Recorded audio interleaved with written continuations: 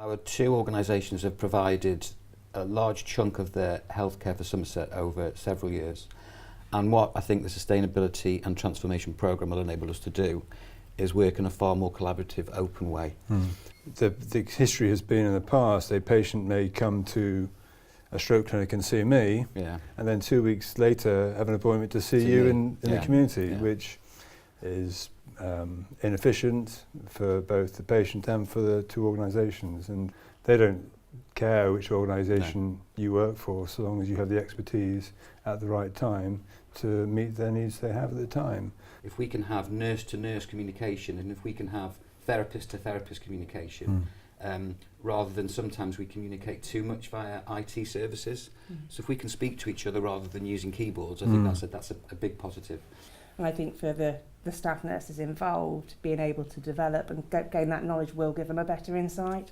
I mean, improving the relationships between the community hospitals is something that we do need to work on, and we've already kind of started that process now.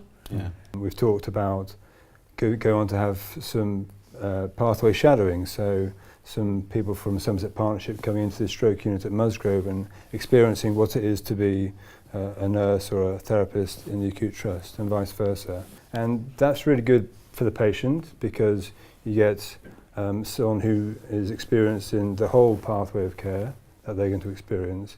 But it's also really important for the staff.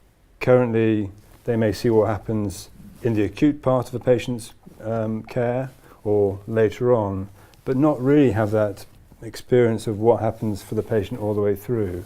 And I think we've been lucky in Somerset. We've got two organisations with great staff, with a great team and great expertise. What this gives us is the opportunity to link two excellent services together to form an even better service. And I think moving forward, if I was to look back in 5 years' time, the future will be hopefully, well, brighter than it is now. Yes. Yeah.